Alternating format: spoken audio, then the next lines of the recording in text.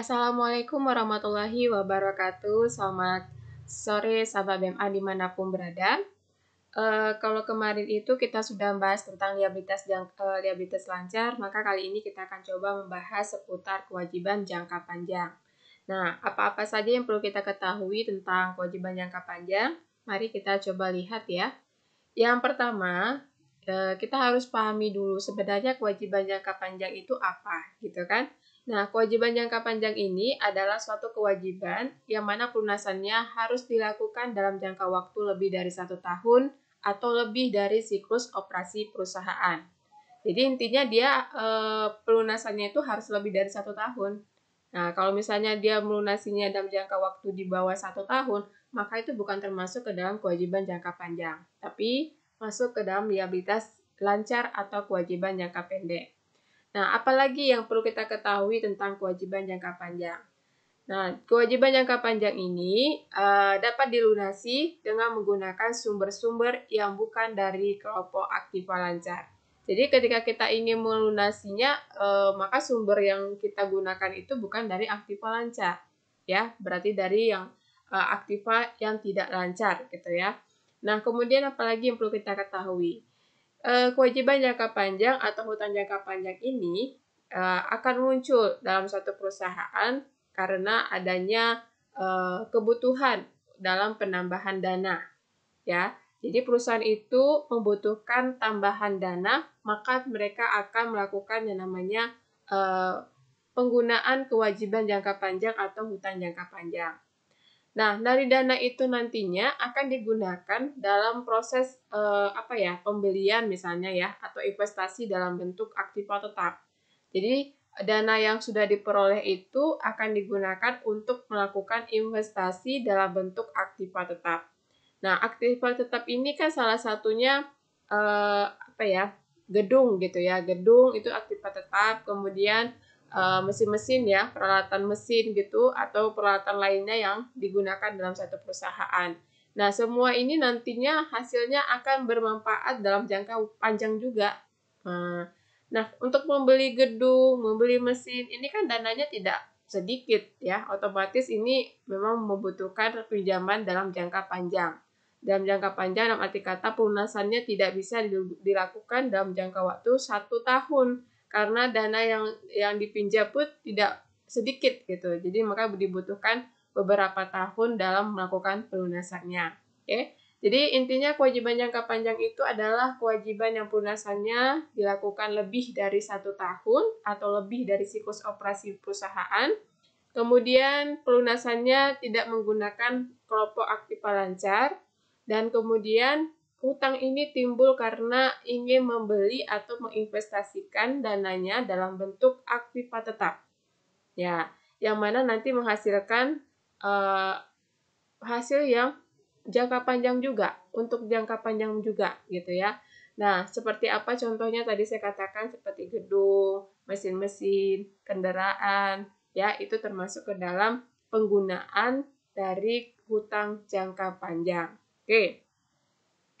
Kalau kita sudah paham pengertiannya, kemudian kita coba pahami juga kira-kira resiko apa yang akan kita hadapi gitu ya sebagai seorang perusahaan, sebagai suatu perusahaan terkait dengan kewajiban jangka panjang. Nah, yang pertama itu resikonya ya, semakin lama jangka waktu pelunasan hutang, sebenarnya ini resiko yang ditanggung perusahaan juga akan semakin tinggi, ya kan? Semakin tinggi resiko-resiko yang akan ditanggung oleh perusahaan.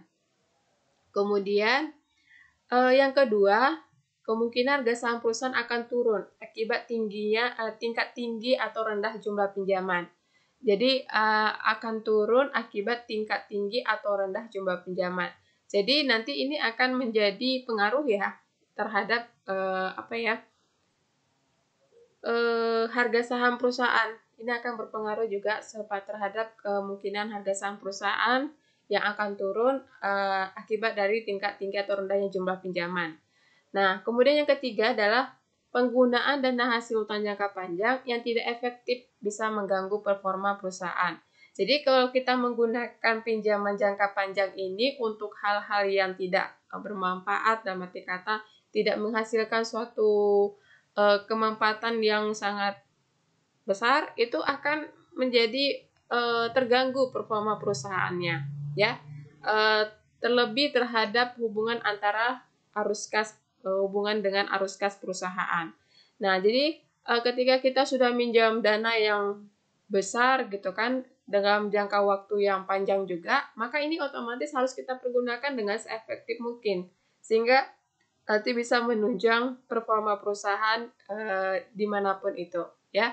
Jadi resiko kewajiban jangka panjang itu di sini bisa disimpulkan ada 3 yang tadi saya katakan. Pertama, semakin lama jangka waktu pelunasan hutangnya, maka resiko yang harus ditanggung perusahaan juga akan semakin tinggi. Yang kedua, harga saham perusahaan akan turun akibat tingkat tinggi atau rendah jumlah pinjaman. Yang ketiga, penggunaan dana hasil hutang jangka panjang yang tidak efektif bisa mengganggu performa perusahaan.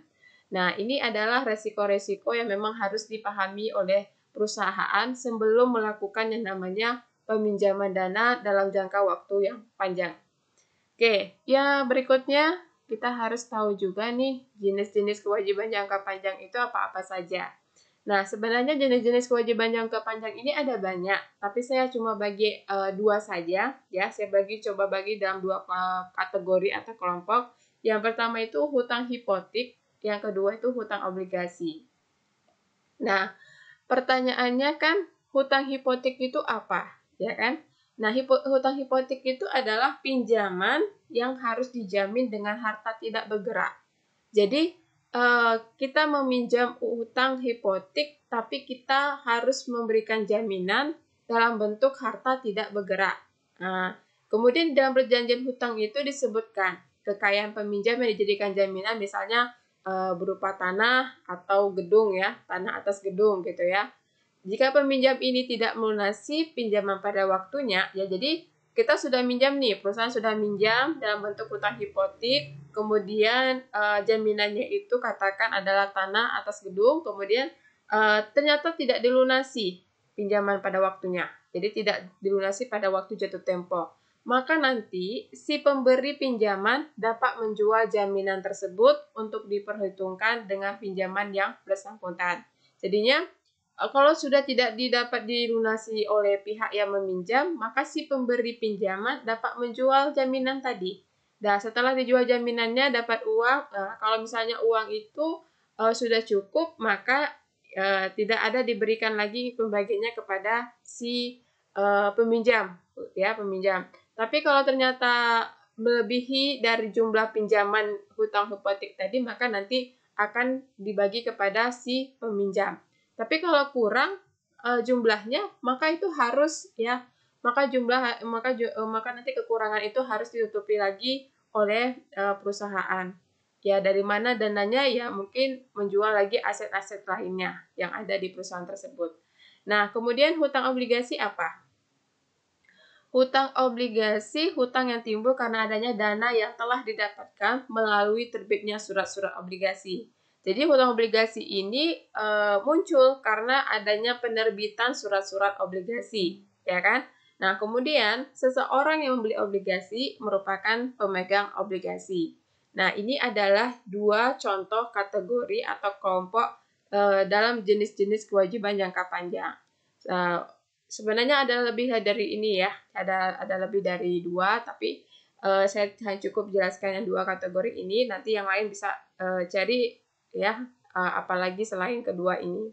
Nah, kemudian di sini saya akan coba perlihatkan laporan keuangan yang menunjukkan di manakah letak dari kewajiban jangka panjang ini. Jadi kita harus tahu juga kira-kira nih kewajiban jangka panjangnya, akun-akunnya letaknya di mana gitu ya posisinya. Nah, di sini saya coba ambil, ya, gunakan laporan keuangan dari perusahaan Indofood. Saya akan tunjukkan di sini, kita coba lihat sama-sama seperti apa, ya, atau di manakah letaknya gitu. Nah, di sini ini laporan keuangannya, kemudian kita cek lagi. Nah, ini dia. Jadi ini liabilitas jangka panjang itu sama dengan kewajiban jangka panjang. Dan di sini kita lihat, ya, di bawah liabilitas jangka panjang ini ada beberapa jenis utang-utang yang dalam kategori jangka panjang waktunya. Nah, di sini ada utang bank, utang obligasi, ya kan? Nah, utang pembelian aset tetap lainnya. Nah, ini masuk ke dalam liabilitas jangka panjang yang ada pada perusahaan Indofood, ya kan? Nah, di perusahaan lain bisa jadi ada yang lain, tidak hanya ini, bisa jadi ada yang lain juga gitu ya. Atau bisa jadi nanti di perusahaan lain cuma hanya ada utang obligasi saja atau utang bank saja.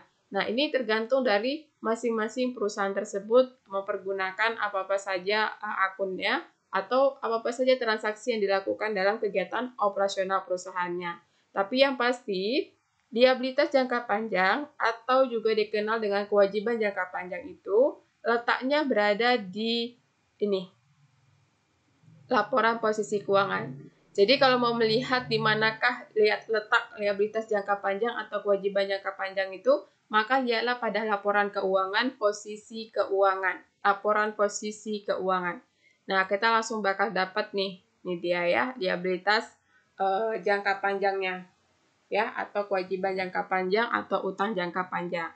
Oke, nah ini adalah contohnya yang saya jelaskan ya, biar pada tahu juga ya, jangan hanya kita tuh hanya tahu pengertiannya, jenis-jenisnya, tapi tidak tahu di manakah letak posisinya pada laporan keuangan itu. Ya, oke, baik. Ini jenis-jenis kewajiban jangka panjang. Kemudian yang perlu kita ketahui lagi adalah pencatatan berkaitan dengan pengeluaran obligasi. Jadi ketika saat kita mau melakukan yang namanya pengeluaran obligasi, maka ada beberapa hal yang perlu kita ketahui sebelum melakukan yang namanya pencatatan pengeluaran obligasi. Apa-apa saja yang perlu kita ketahui? Yang pertama, nilai nominal obligasi. Ya, nilai nominal obligasi yaitu jumlah yang akan dibayar pada tanggal jatuh tempo obligasi. Jadi, nilai nominal obligasi ini adalah nominal yang akan kita bayarkan pada saat nanti jatuh tempo. Berapa besarnya nanti lihat di situ, ya. Berapa besarnya lihat di perjanjiannya. Kemudian tanggal jatuh temponya. Jadi tanggal jatuh tempo ini adalah batas sampai kapan obligasi ini harus dilunasi. Jadi ya, itu namanya tanggal jatuh tempo. Nah, kalau lewat dari situ berarti sudah lewat dari jatuh tempo ya kan. Makanya kita harus dijelaskan juga di sana kapan nih tanggal jatuh temponya. Nah, berarti nanti harus dibayarkan secara lunas tepat pada waktu jatuh tempo tersebut. Kemudian ada bunga obligasi. Ya, kita juga harus lihat apakah ada bunga obligasinya. Kalau ada, lihat lagi. Apakah diberikan secara per tahun atau kemudian ini nantinya ya, bunga ini dinyatakan dalam bentuk persentase ya. Bunga per tahun ya, bunga per tahun yang diberikan kepada megang obligasi kemudian dalam bentuk persentase tertentu. Persentase tertentu itu seperti misalnya 5%, 2% gitu ya. Itu dia termasuk ke dalam bunga obligasi dinyatakan dalam persentase. Nah, kemudian tanggal bunga. Tanggal bunga itu adalah tanggal kapan-kapan saja dibayarkan bunga obligasinya. Ya kan? Biasanya ada yang 1 tahun itu cukup sekali, ada 1 tahun itu 2 kali pemberian, yaitu setiap 6 bulan sekali. Nah, masalah tanggal-tanggalnya ini tergantung pada saat kapan dilakukan perjanjian dan sampai kapan nanti ini pelunasannya akan dilakukan. Nah, kalau dimulai dari bulan April, maka nanti hitunglah dari bulan April ini ke 6 bulan berikutnya. Atau dari bulan September, maka hitunglah ke 6 bulan berikutnya. Seperti itu ya. Jadi yang pastinya ada 2 pilihan. Kalau dia 1 tahun sekali, maka setiap tahun sekali. Ada yang 2 kali dalam setahun, maka tentukanlah jadinya pemberian bunga pertama itu di bulan kapan, kemudian pemberian bunga obligasi yang kedua itu kapan. Harus ditentukan juga tanggal-tanggalnya. Nah, semua ini nanti ya, baik itu nilai nominal, tanggal jatuh tempo, bunga obligasi, tanggal bunga, itu harus dicantumkan di dalam perjanjian obligasi dengan jelas ya. Harus jelas dan juga dicetak dalam bentuk lembar-lembar sertifikat obligasi. Jadi nggak bisa nih cuma hanya sekedar ini jumlahnya sekian ya, nanti kamu bayarnya di bulan depan gitu. Nggak bisa. Tidak bisa dilakukan perjanjian hanya secara lisan, tapi harus secara tertulis dan itu diletakkan atau dicantumkan di setiap lembar sertifikat obligasinya. Ya harus jelas ya, harus jelas sekali. Jadi nantinya tidak ada kerancuan ya atau ketidaksesuaian atau ketidaksesuaian dalam melakukan pemberian pinjaman gitu ya atau pengeluaran obligasinya. Jadi harus betul-betul jelas, oke? Nah, di sini saya akan menjelaskan dalam kategori kewajiban jangka panjang itu fokusnya kepada obligasi. Nah, nanti di sini selain paham dulu tentang item-item yang tadi saya katakan ini ya, kita selanjutnya harus paham juga keuntungan mengeluarkan obligasi itu sebenarnya apa gitu kan. Nah, keuntungan mengeluarkan obligasi itu ada beberapa, di sini saya bisa simpulkan. Yang pertama itu dikarenakan bunga obligasi ya, bunga obligasi itu lebih rendah apabila kita bandingkan dengan dividen yang harus dibayarkan kepada pemegang saham. Ya, jadi kalau kita mengeluarkan obligasi, bunga yang kita berikan nantinya itu lebih rendah daripada kita membagikan yang namanya dividen kepada para pemegang saham. Ini salah satu keuntungan mengeluarkan obligasi. Yang kedua itu mengurangi kewajiban pajak, ya. Kenapa? Karena bunga pinjaman merupakan biaya yang akan dibebankan kepada perusahaan. Jadi, bunga ini akan dijadikan biaya, merupakan biaya yang akan dibebankan kepada perusahaan. Otomatis ini akan mengurangi kewajiban pajak. Nah, sedangkan dividen ini merupakan pembagian laba yang tidak dapat dikategorisasikan sebagai pembebanan. Jadi tidak bisa mengurangi kewajiban pajak. Karena apa? Karena dia tidak bisa dibebankan. Tidak bisa dianggap sebagai pembebanan biaya. Ya. Jadi ini keuntungan kedua, yaitu bisa mengurangi kewajiban pajak kalau kita mengeluarkan obligasi. Nah, keuntungan ketiga, pemilik obligasi tidak akan memiliki hak suara dalam perusahaan, sehingga tidak akan mempengaruhi manajemen dan operasional harian perusahaan. Jadi nantinya ketika pemilik obligasi ini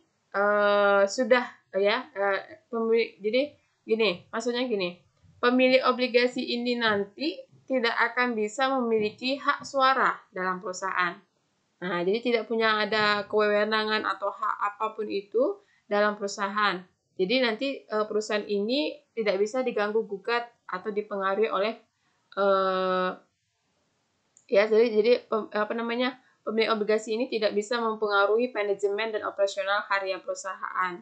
Ya, itu dia ya. Ini adalah 3 keuntungan dalam mengeluarkan obligasi. Yang pertama, bunga obligasi yang lebih rendah, kemudian mengurangi kewajiban pajak, kemudian pemilik obligasi tidak akan memiliki hak suara dalam perusahaan. Oke. Kemudian apalagi? Ya, kita juga harus tahu resiko mengeluarkan obligasi itu apa saja, gitu ya. Nah, resikonya itu di sini saya simpulkan ada 2. Yang pertama itu bunga obligasi merupakan beban tetap bagi perusahaan yang mengeluarkannya. Artinya, baik dalam keadaan untung ya atau rugi, bunga tetap harus dibayar. Nah, jadi ketika perusahaan ini mengalami rugi atau untung, itu tetap saja dibayar yang namanya bunga obligasi tadi. Tidak bisa ketika rugi maka ini tidak dikeluarkan, tidak bisa, tetap dikeluarkan bunga obligasinya. Ya, baik dia untung atau rugi tetap mengeluarkan bunga obligasinya. Dan ini merupakan beban tetap bagi perusahaan. Berbeda dengan dividen. Kalau dividen itu yang dibagi hanya ketika laba, ya kan, dibagi kepada para pemegang saham ketika memang perusahaan mengalami atau mendapat laba. Nah, ketika tidak laba atau rugi, maka ini dia tidak ada yang namanya pembagian dividen. Itu dia, itu resiko kalau kita mengeluarkan obligasi. Bedanya antara obligasi dengan dividen, ya. Kemudian apalagi resikonya? Yang kedua itu kalau perusahaan tidak mampu membayar atau melunasi pinjaman obligasi yang sudah jatuh tempo, maka pemegang obligasi tetap punya hak untuk menuntut pengembalian dari obligasi. Nah, jika ya misalnya perusahaan tidak mampu bayar nih, tidak bisa melunasi pinjaman obligasinya yang sudah jatuh tempo, maka nanti pemegang si pemegang obligasi mempunyai hak untuk menuntut pengembalian dari obligasi tersebut. Misalnya melalui melikuidasi perusahaan tersebut, ya. Jadi ini adalah dua resiko yang terjadi atau yang akan mengakibatkan ketika perusahaan melakukan pengeluaran obligasi, ya. Ini dia dua resikonya. Nah, kemudian apalagi yang perlu kita ketahui? Ya, selain tadi pengertian obligasi itu apa, kemudian keuntungan, obligasi itu apa, kerugian obligasi itu apa, kemudian jenis-jenis jenis-jenis kewajiban jangka panjang itu apa saja. Nah, kita juga harus tahu jenis-jenis obligasi itu apa saja, ya kan? Nah, jenis-jenis obligasi ini ada banyak sebenarnya. Tidak hanya yang saya sebutkan yang ada di sini saja ya. Nanti bisa dicari sendiri apa-apa saja itu. Nah, yang pasti yang pertama, jenis-jenis obligasi itu terbagi berapa kelompok. Nah, di sini saya jelaskan obligasi berdasarkan nominalnya. Jadi, kelompok obligasi berdasarkan nominalnya itu terbagi dua jenis obligasi. Yang pertama obligasi konvensional, yang kedua obligasi retail. Nah, obligasi konvensional itu seperti apa? Jadi kalau obligasi konvensional ini adalah surat utang yang memiliki jumlah nominal yang sangat besar, yaitu sekitar 1 miliar rupiah per slotnya, gitu ya. 1 miliar rupiah per slotnya, itu dia obligasi konvensional. Nah, kalau obligasi retail adalah surat utang yang memiliki jumlah nominal yang kecil, seperti 1 juta rupiah saja, gitu ya. Jadi yang konvensional ini, itu dia nominalnya jumlah nominalnya yang besar, sampai 1 miliar. Nah, kalau obligasi retail ini jumlah nominalnya kecil, sekitar 1 juta rupiah gitu ya. Nah, selanjutnya obligasi berdasarkan penerbitnya. Obligasi berdasarkan penerbitnya ini terbagi menjadi 4. Ya, ada 4 jenis obligasi berdasarkan penerbitnya. Yang pertama itu corporate bonds. Ya, jadi corporate bonds ini adalah salah satu jenis obligasi yang dikeluarkan oleh perusahaan tertentu seperti pemerintah atau BUMN ataupun swasta dengan kurun waktu 1 tahun. Jadi ini oleh perusahaan, dikeluarkan oleh perusahaan tertentu. Nah, itu dia ya. Ini yang namanya corporate bonds ya. Nah, kedua itu apa? Government bonds. Nah, government bonds ini adalah obligasi yang dikeluarkan oleh pemerintah. Nah, kalau government bonds berarti dia obligasi yang dikeluarkan oleh pemerintah. Kemudian municipal bonds. Municipal bonds ini obligasi yang dikeluarkan oleh pemerintah daerah untuk mendanai proyek pembangunan yang berhubungan dengan kepentingan publik. Jadi ini municipal bonds ini obligasinya yang dikeluarkan oleh pemerintah daerah. Berbeda dengan yang government bond ini pemerintah ya daerah ya, berbeda dengan yang di government bond tadi. Nah, ini untuk mendanai proyek pembangunan yang berhubungan dengan kepentingan publik di daerah-daerah. Nah, kemudian apa lagi? Foreign bonds. Foreign bonds ini obligasi yang diterbitkan oleh pemerintah atau perusahaan luar negeri. Jadi obligasi yang diterbitkan oleh pemerintah atau perusahaan luar negeri. Ini dia ya, obligasinya diterbitkan oleh mereka. Jadi kalau obligasi berdasarkan penerbitnya itu ada 4, corporate bonds, government bonds, municipal bonds, foreign bonds. Nah, ini dia tadi sudah ada saya jelaskan ya, masing-masing penerbitnya siapa saja.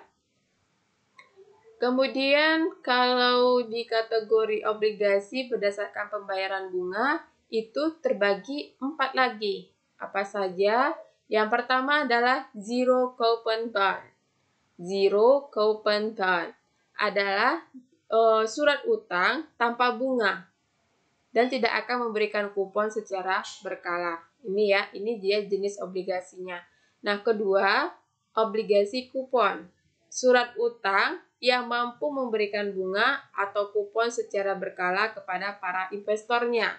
Jadi kalau obligasi kupon adalah surat utang yang mampu memberikan bunga ataupun kupon secara berkala kepada para investor. Kalau obligasi kupon tetap, ya itu adalah obligasi yang menawarkan tingkat suku bunga dengan nilai yang tetap hingga jatuh tempo pada utang tersebut sudah tiba. Jadi suku bunganya itu tetap dengan nilai yang tetap sampai nanti jatuh tempo pada utang tersebut sudah tiba ya. Nah, kemudian obligasi kupon mengambang. Nah, kalau obligasi ini akan menawarkan kupon yang mampu berubah nilainya berdasarkan indeks pasar uang yang sedang berlaku. Jadi ini obligasi ini menawarkan kupon yang mampu berubah nilainya. Dan ini berubahnya berdasarkan indeks pasar uang yang sedang berlaku, ya. Nah, kemudian kalau kategori obligasi berdasarkan imbal hasil itu terbagi dua. Yang pertama itu obligasi konvensional, dan kedua adalah obligasi syariah, ya. Nah, obligasi konvensional itu surat utang yang dikeluarkan oleh pihak tertentu gunanya untuk mendapatkan suatu pinjaman sebagai tambahan modal dengan disertai bunga atau imbal hasil kepada pihak investor dalam jangka waktu yang tertentu. Ya, ini kalau obligasi konvensional. Nah, kalau obligasi syariah itu surat utang yang berikan suatu imbal hasil berbentuk uang sewa yang nilai perhitungannya diukur dengan berasaskan prinsip syariah Islam dan tidak memiliki kandungan unsur riba. Imbal hasil ini akan dibayarkan secara berkala dalam periode waktu tertentu. Ya, ini ya. Kalau yang di atas itu secara konvensionalnya, nah yang di bawah itu secara syariahnya. Nah, kalau secara syariah itu berarti harus mengikuti prinsip-prinsip syariah Islam dan nanti tidak boleh ada kandungan sedikit pun, tidak boleh ada kandungan unsur ribanya. Nah, ini adalah obligasi berdasarkan imbal hasil ya. Jadi ini adalah jenis-jenis obligasi yang dikategorikan dalam beberapa kelompok gitu ya. Nah, selain ini juga ada lagi kategori obligasinya. Nah, nanti bisa dicari-cari lagi, dicek-cek lagi apa-apa saja jenis-jenis obligasi ini. Yang pasti nanti setelah nanti saya menjelaskan tentang pengertian ini semua, tentang jenis-jenis ada kewajiban jangka panjang, kemudian keuntungan dan kekurangannya atau resikonya. Nah, nanti untuk pertemuan atau untuk penjelasan tahap berikutnya, kita akan coba lihat seperti apa pencatatan ya atau perhitungan kewajiban jangka panjang itu. Oke, baik sahabat BMA dimanapun berada, demikianlah penjelasan saya terkait dengan kewajiban jangka panjang. Intinya kewajiban jangka panjang itu adalah kewajiban yang memang harus dilunasi dalam jangka waktu lebih dari 1 tahun. Jika pelunasannya dilakukan tidak lebih dari 1 tahun, maka itu dikategorikan sebagai kewajiban jangka pendek, ya. Nah, kemudian kewajiban jangka panjang ini secara umumnya terbagi jadi dua, hutang hipotek atau hutang obligasi. Nah, selain itu juga ada lagi termasuk ke dalam kewajiban jangka panjang, tergantung dari masing-masing perusahaan, aktivitas yang digunakan apa saja. Nah, kemudian keuntungan obligasi, resiko obligasi sudah juga saya sampaikan dan bahkan jenis-jenis obligasi berdasarkan berapa kategori juga sudah saya sampaikan. Jadi mudah-mudahan penjelasan ini dapat dipahami ya secara baik sehingga tidak lagi bingung sebenarnya kewajiban jangka panjang itu apa, kemudian apa-apa saja jenis-jenisnya. Nah, sampai ketemu lagi di